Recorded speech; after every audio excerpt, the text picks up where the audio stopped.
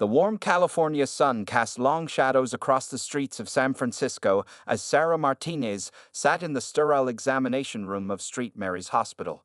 Her mother, Elena Martinez, gripped her hand tightly as the doctor delivered the news that would change their lives forever. At just 15 years old, Sarah had been diagnosed with stage 3 lymphoma.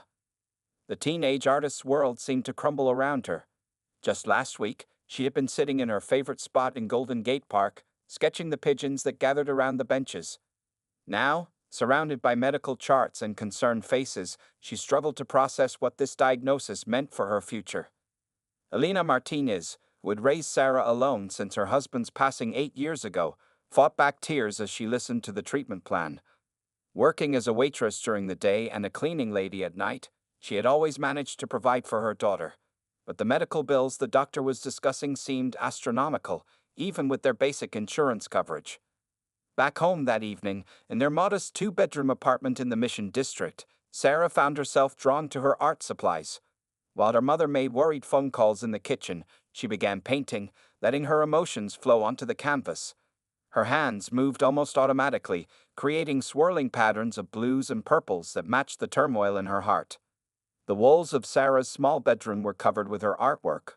Watercolor paintings of the Golden Gate Bridge at sunset, detailed sketches of the cable cars that rumbled past their neighborhood, and portraits of people she saw in the park. Her art teacher at school, Ms. Thompson, had always said she had a special talent for capturing the soul of San Francisco in her work. That night, as Sarah lay in bed unable to sleep, she heard her mother crying softly in the next room. The sound of bills being shuffled and a calculator clicking told her that Elena was trying to figure out how to afford the treatments. The first round of chemotherapy alone would cost more than 3 months of her mother's combined salary. The next morning, while eating her breakfast, Sarah noticed how her mother's hands shook as she poured coffee, dark circles under her eyes revealing her sleepless night. It was then that an idea began to form in Sarah's mind. She remembered how last summer, a tourist had offered her $50 for one of her Golden Gate Bridge paintings. "Mom," Sarah said, pushing her cereal bowl aside, "I want to help. I can sell my paintings."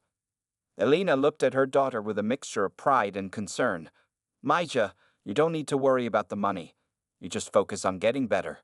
But Sarah was already pulling out her portfolio, spreading her artwork across their small kitchen table. Her collection had grown significantly over the past year. Landscapes, portraits, and city scenes, all captured with a skill that belied her young age. That weekend, Sarah convinced her mother to let her set up a small stand outside the Morning Brew Cafe, just 2 blocks from their apartment. The owner, Mr. Chen, had always been kind to them and immediately agreed when Sarah explained her situation. He even helped her set up a folding table and chair in the perfect spot where morning customers would see her work. Sarah's first day as a street artist started slowly. She arranged her paintings carefully, putting her best works at eye level. Her hands trembled slightly as she pinned up a small sign that read, "Art for sale, helping to fund cancer treatment." The words felt strange and personal to display so publicly, but Sarah knew she needed to be honest about her situation. As the morning progressed, people began stopping at her stand. Some just looked, others asked questions, and a few bought small sketches. By lunchtime, she had sold 3 paintings and made $120, more money than she ever held in her hands before. What Sarah didn't know, as she sat there with her watercolors and brushes, was that her small stand would soon become much more than just a way to earn money for medical bills. It would become a symbol of hope, determination, and the power of art to bring people together. And in just a few weeks, an unexpected visitor would change everything. But for now, she focused on each brush stroke, each sale, and each small step toward her goal. Little did Sarah know that fate had much bigger plans for her simple art stand, and a chance encounter would soon turn her story into something extraordinary. As days turned into weeks, Sarah's small art stand outside the Morning Brew Cafe became a familiar sight in the neighborhood. Every weekend, she would set up her display before the morning rush, arranging her newest paintings alongside the ones that hadn't sold yet. Her mother Elena would bring her hot chocolate and sandwiches, watching proudly as her daughter worked through her fatigue to pursue her goal. The chemotherapy treatments had started, and they were harsh. Sarah lost her long dark hair, but she didn't let it defeat her spirit. Instead, she began wearing colorful bandanas that her mother's friend Maria had sewn for her. Each morning before heading to her stand, she would choose a bandana that matched her mood. Bright yellow for optimistic days, soft blue for quiet ones. One particularly busy Saturday, a local art teacher stopped by Sarah's stand. The woman, Mrs. Anderson, spent nearly an hour looking through Sarah's work, asking questions about her techniques and inspiration. Before leaving, she bought 2 paintings and made an unexpected offer. "Would you be interested in teaching a small weekend art class for children?" Mrs. Anderson asked. "I run a community center program, and your style would be perfect for beginners." Sarah glanced at her mother, who was helping arrange some new paintings. Teaching would mean extra money, but more importantly, it would give her something to look forward to between treatments. She agreed, and soon found herself teaching basic watercolor techniques to a group of eager elementary school students every Sunday afternoon. The classes became therapeutic for Sarah. On days when the chemotherapy left her feeling weak, the children's enthusiasm gave her energy. She taught them how to mix colors, create depth in their paintings, and most importantly, how to tell stories through their art. Word spread about the teenage art teacher fighting cancer, and soon her classes were full. Sarah's own artwork began to evolve during this time. Her earlier paintings of the Golden Gate Bridge and city scenes were joined by more personal pieces, a series of self-portraits showing her journey through treatment, paintings of the hospital garden where she waited between appointments, and portraits of other patients she met during her chemotherapy sessions. One day, while setting up her stand, Sarah noticed something different. People weren't just buying her art out of sympathy anymore. They were buying it because they genuinely loved her work. Regular customers began requesting specific scenes or commissioned pieces. A local coffee shop owner asked her to paint a mural on their wall, offering to pay her more than she'd made in her first month of selling. The community rallied around her in unexpected ways. Mr. Chen from the Morning Brew Cafe started providing free coffee and pastries to customers who purchased Sarah's artwork. Local artists would stop by to give her tips and sometimes donate high-quality art supplies. A nearby frame shop offered to frame her paintings at cost, making them look even more professional. Despite the growing success of her art sales, Sarah's medical bills continued to mount. The treatments were expensive, and insurance only covered a portion. Alana worked extra shifts when she could, but it never seemed enough. Still, they refused to give up hope. Sarah started documenting her journey through a series of sketch journals. Each day, she would draw something that made her smile: the kind nurse who always had funny stories to share, the elderly man who bought her a new set of brushes after his wife passed away from cancer, or the little girl from her art class who made her a card covered in glitter. One afternoon, while Sarah was working on a new painting, a local news reporter happened to walk by her stand. Intrigued by the young artist's story, she asked if she could do a small feature for the evening news. Sarah agreed, hoping it might help sell more paintings for her treatment. The reporter, touched by Sarah's determination and talent, created a beautiful 3-minute segment that aired the following week. The story showed Sarah teaching her art classes, working at her stand, and going through treatment, all while maintaining her gentle smile and creative spirit. What Sarah didn't realize was that this small news segment would catch the attention of someone who could change her life forever. As she packed up her stand that evening, tired but satisfied with the day's sales, she had no idea that fate was about to deliver its biggest surprise yet, in the form of one of Hollywood's most legendary figures.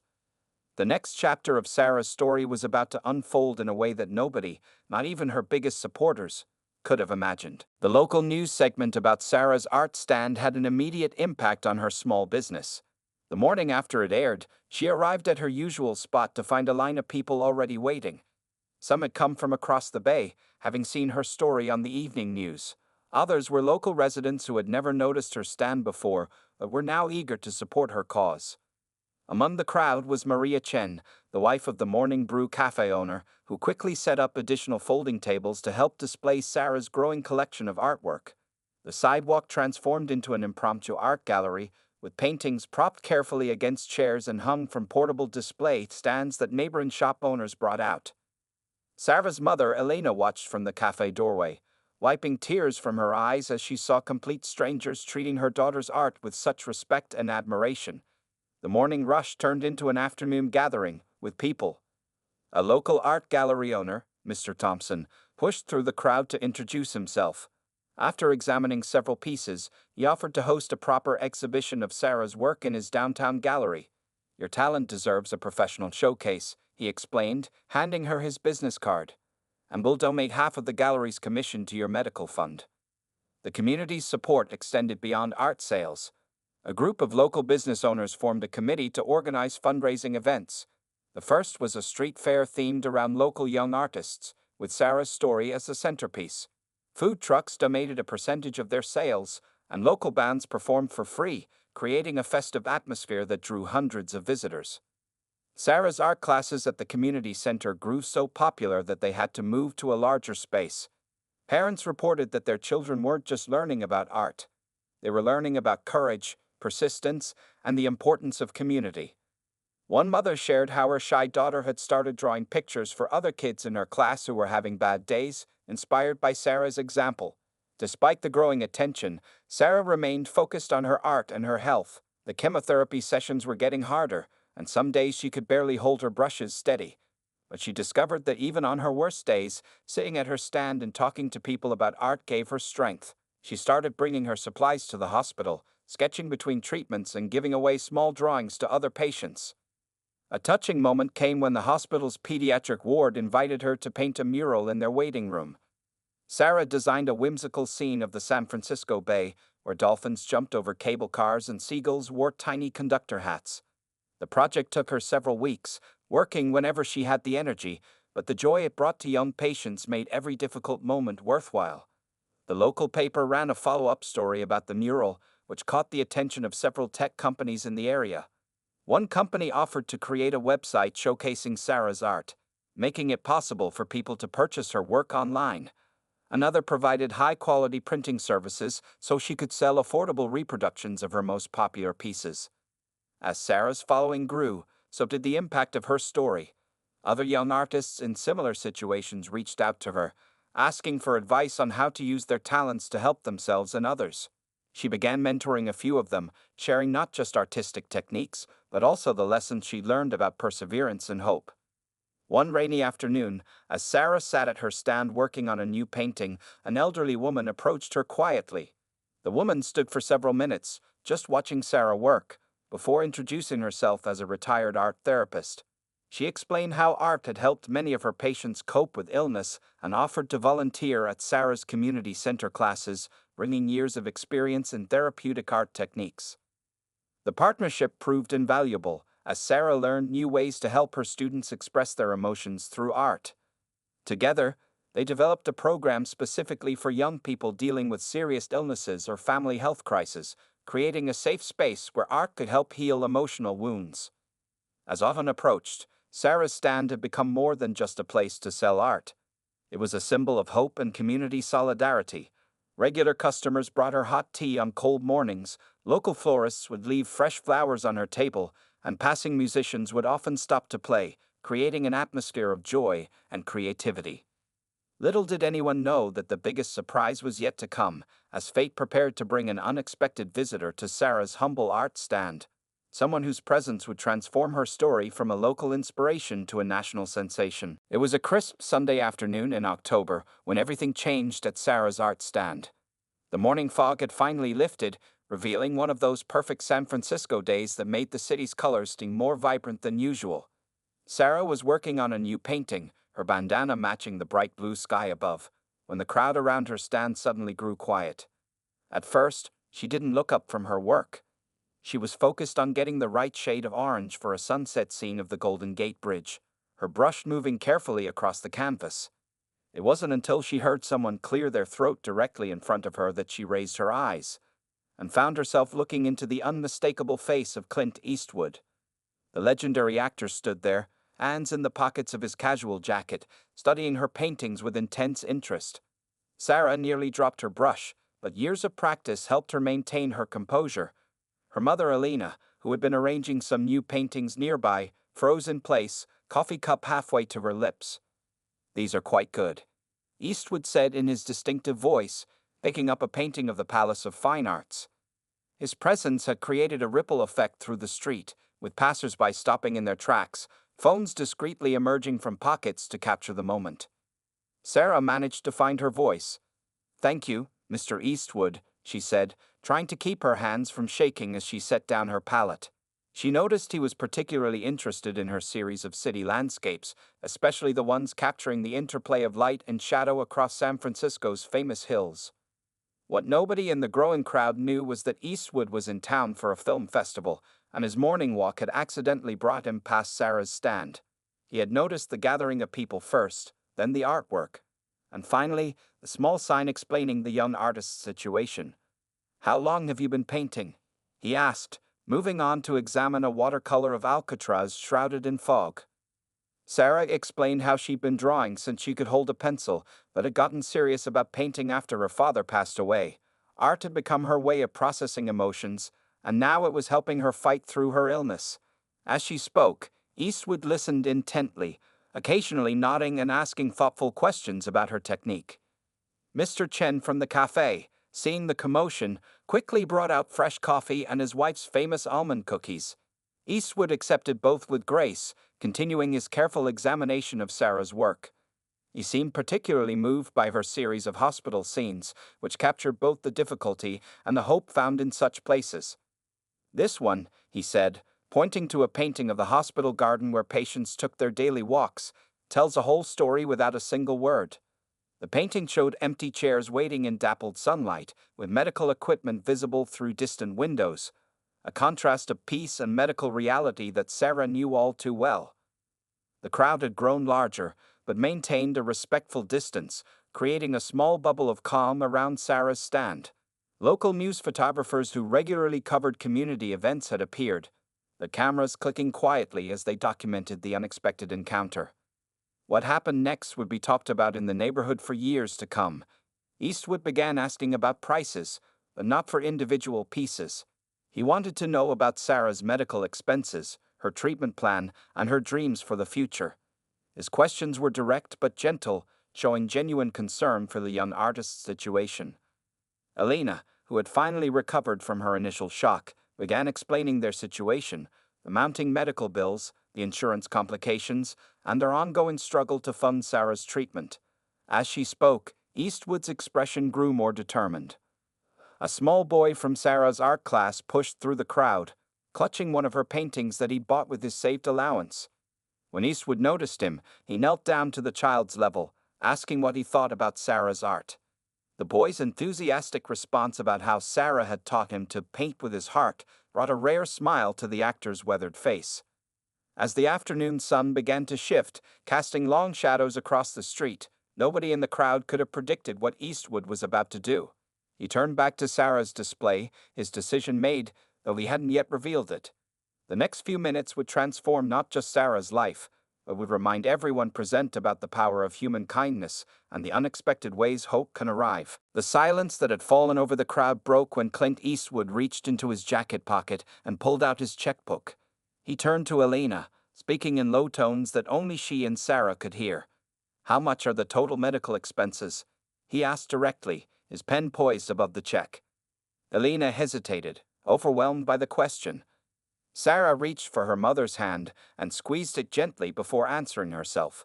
"The complete treatment plan costs $175,000, she said quietly. "We've managed to raise about $28,000 so far through art sales and community support." Eastwood nodded, his face showing no reaction to the numbers. Without a word, he began writing. The crowd watched in stunned silence as he filled out the check, his movements deliberate and unhurried. When he was done, he turned to Sarah's collection of artwork. "I'd like to purchase every painting you have here," he announced, handing the check to Elena. "But I have one condition." He paused, looking directly at Sarah. "You keep them all in your gallery exhibition next month. Consider this an investment in your future, not just your treatment." Elena looked down at the check and gasped. The amount written was $200,000, enough to cover all of Sarah's medical expenses and provide a fund for her continued art education. Her hands trembled as she held the check, tears streaming down her face. Sarah stood frozen, her paintbrush still in hand, blue paint dripping unnoticed onto her apron. The reality of what was happening took several moments to sink in. Around them, the crowd had begun to react, with some people wiping away tears and others breaking into spontaneous applause. "Mr. Eastwood," Sarah finally managed to say, "I don't know how to thank you." He held up his hand to stop her. "Thank me by getting better and continuing to create art. The world needs more beauty in it, especially beauty that comes from a place of truth and courage." Mr. Chen, who had been watching from his cafe doorway, rushed forward with a box of tissues for Alana and a fresh cup of coffee for Eastwood. The actor accepted it with a grateful nod, then spent the next 20 minutes discussing art with Sarah. He asked about her techniques, her inspirations, and her plans for the future. Sarah showed him her sketchbook, including the drawings she'd done during chemotherapy sessions. Eastwood studied each page carefully, occasionally asking questions about specific pieces. His interest wasn't just polite, he showed genuine appreciation for her artistic perspective. As their conversation continued, Sarah discovered that Eastwood had a deep knowledge of art history and painting techniques. He shared stories about artists he'd met throughout his career and spoke about how art and filmmaking connected. For those precious moments, Sarah wasn't a sick teenager selling paintings for medical treatment. She was simply an artist discussing her craft with someone who understood and respected it. Before leaving, Eastwood did something unexpected. He asked Sarah to paint something special for his personal collection. "Not now," he said, "when you're feeling stronger. Paint whatever represents hope to you. That's what I'd like to have." The news of Eastwood's gesture spread quickly through social media and local news outlets. By evening, national news networks were picking up the story. But what meant more to Sarah than the publicity was the note Eastwood had written on the back of his business card before leaving. "Your talent is a gift. Use it to light the way for others." That evening, as Sarah and Elena sat in their small kitchen, still processing the day's events, the phone wouldn't stop ringing. Art galleries wanted to show her work, newspapers wanted interviews, and well-wishers from across the country were trying to reach out. But Sarah's focus remained on a blank canvas she'd set up on her easel. She had already started sketching out ideas for Eastwood's commissioned piece, not of the actor himself, as many might have expected, but of something more profound. A sunrise over San Francisco, with light breaking through storm's clouds, symbolizing the hope that had arrived so unexpectedly that day.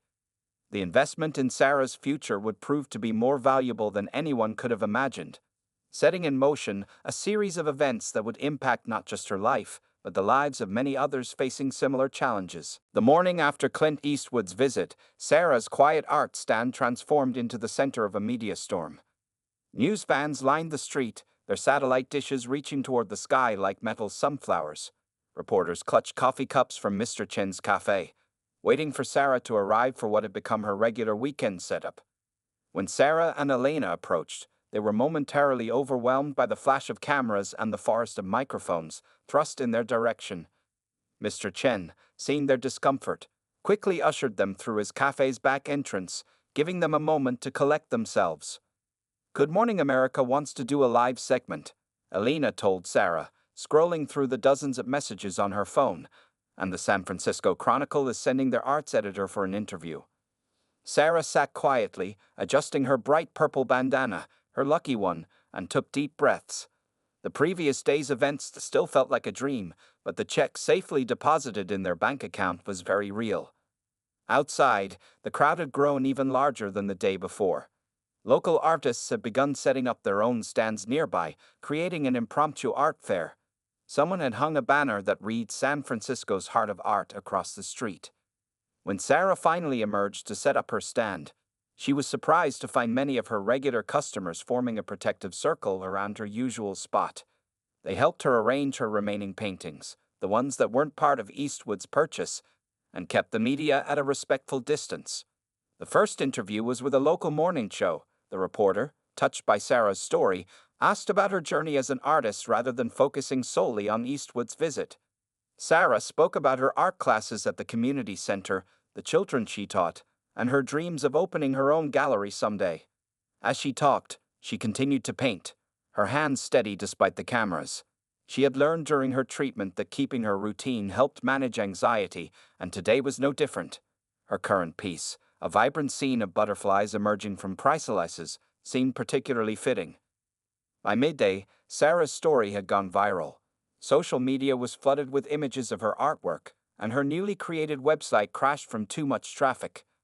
Art collectors from around the world were sending inquiries, wanting to purchase pieces from the young artist who had caught Clint Eastwood's attention. But what touched Sarah most were the messages from other young cancer patients and their families. They shared their own stories of hope and resilience, many inspired to find creative ways to face their own challenges. A 12-year-old boy in Texas wrote about starting his own comic book series during chemotherapy.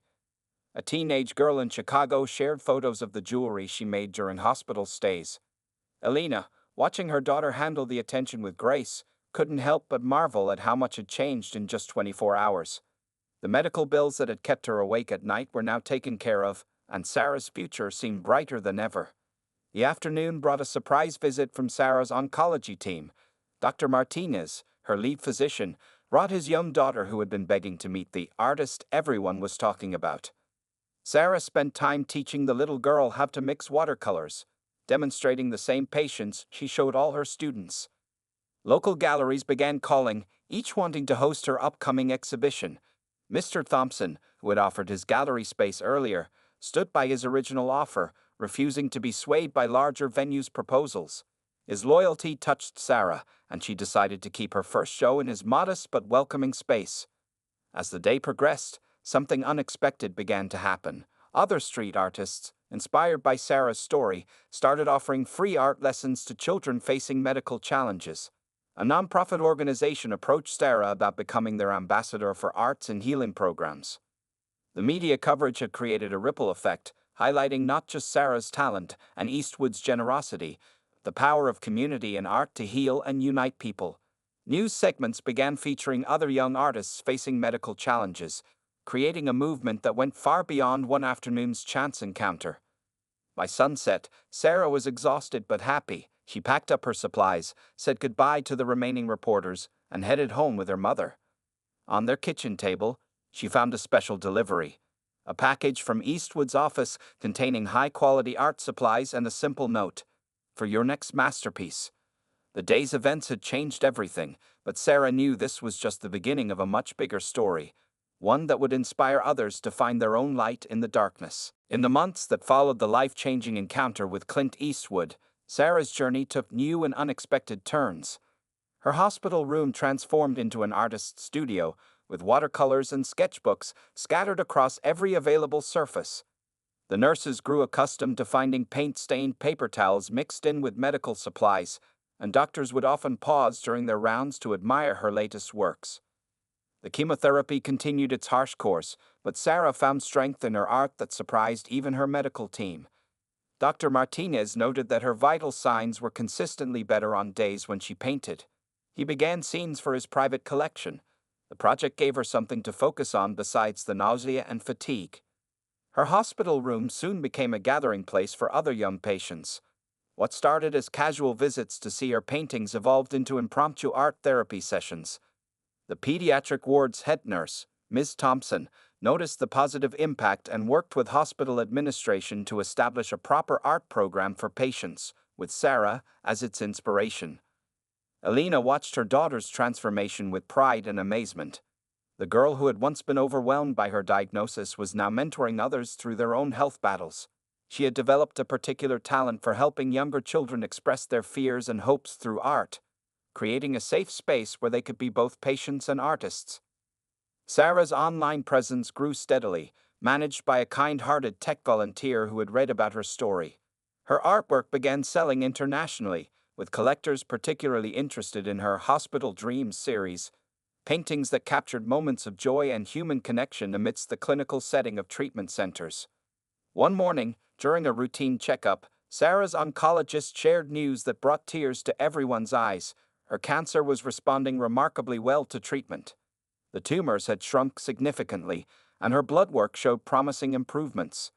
That afternoon, she painted what would become one of her most famous pieces, The View Forward, showing a hospital window with darkness outside but dawn breaking on the horizon. The foundation established in her name by community members began funding art supplies for pediatric cancer wards across the country. Sarah insisted that each donation include not just basic supplies but also high-quality materials, remembering how much it had meant to her to work with professional-grade paints and brushes. During her recovery, Sarah continued teaching her weekend art classes, now held in a proper studio space donated by a local business owner. Her students ranged from young children to elderly cancer survivors, each finding their own voice through art. She developed a special curriculum for young patients, incorporating techniques she had discovered during her own treatment to help manage pain and anxiety through creative expression. Eastwood's foundation remained quietly supportive, providing resources for Sarah to expand her teaching program. They helped set up a scholarship fund for young artists facing medical challenges, ensuring that others would have the same opportunity to heal through art that Sarah had found. As her strength returned, Sarah began accepting speaking engagements at medical conferences, sharing her perspective on the role of art in healing. Her presentations always included live painting demonstrations, showing how the creative process could provide comfort and purpose during difficult times. One milestone day, Sarah sat in Dr. Martinez's office, listening as he explained that her latest scans showed no signs of cancer. Elena clutched her daughter's hand as they absorbed the news, both noticing the painting hanging on the doctor's wall, one of Sarah's earliest works from her time in treatment, showing the garden growing through concrete. That evening, in her newly established home studio, Sarah began work on a special piece. It would be a large-scale painting combining elements of all her hospital artwork, but with a new perspective, one of hope and survival rather than uncertainty. As she mixed her colors, she thought about how far she had come from that first day at her small street stand. The young artist who had once sold paintings to fund her treatment had become something more, a symbol of resilience, a teacher, and a bridge between the worlds of art and healing. Her recovery wasn't just physical, it was a testament to the power of creativity, community, and unwavering hope. But even as she celebrated her recovery, Sarah knew her story wasn't ending. It was evolving into something larger than herself, touching lives in ways she never could have imagined when she first set up her humble art stand on that San Francisco street corner. 2 years after that fateful day when Clint Eastwood changed her life, Sarah Martinez stood nervously in front of the San Francisco Museum of Modern Art. The banner above the entrance announced her first major exhibition, Hope in Color, the art of Sarah Martinez. Her hands trembled slightly as she adjusted her dress. No bandana needed now, as her dark hair had grown back in gentle waves around her face. Elena stood beside her daughter, both of them taking in the moment. The line of people waiting to enter stretched around the block, a mix of art enthusiasts, cancer survivors, former patients, and community members who had supported Sarah from the beginning. Mr. Chen from the Morning Brew Cafe had set up a special coffee cart, serving free drinks to those waiting in line. Inside, the gallery space told Sarah's story through her art. The first room displayed her early works from the street stand, including empty spaces for the pieces Eastwood had purchased. The second room housed her Hospital Chronicles series, painted during treatment. The third showcased her recovery period works. Among the guests was Dr. Martinez, who had brought his entire oncology team. They stood proudly before a wall-sized mural Sarah had created especially for the exhibition, showing the journey from diagnosis to recovery through a series of interconnected scenes. In one corner, she had painted tiny portraits of every nurse and doctor who had cared for her. Sarah's art students from the community center arrived in a group. Wearing t-shirts they had designed themselves featuring her most famous quotes about art and healing. The children from her hospital art program came too, those who were well enough to attend, their own artwork displayed in a special section of the gallery. As the exhibition space filled with visitors, a familiar figure appeared at the entrance. Clint Eastwood, true to his word, had come to support the young artist he had helped 2 years ago. He moved quietly through the gallery, stopping to study each piece, occasionally nodding in appreciation. When he reached Sarah, the greeting was warm but simple. She led him to a covered painting at the center of the main gallery, the piece she had created specifically for him. As she unveiled it, gasps rippled through the crowd. The painting showed that Sunday afternoon 2 years ago, but from an unexpected perspective. In the painting, Eastwood stood at her art stand, but he wasn't the focus. Instead, the piece captured the community around them. Mr. Chen offering coffee, her mother wiping away tears, her young art students watching in awe, and the gathered crowd showing the diverse face of San Francisco. Each person was rendered with care, their expressions reflecting the hope and connection of that moment. You captured everyone but yourself, Eastwood noted, studying the details. Sarah smiled.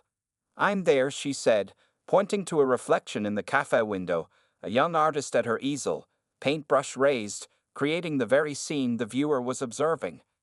The exhibition became more than just a display of art. It turned into a celebration of survival, community, and the power of human kindness. Former patients shared stories of how Sarah's art classes had helped them through their own treatments.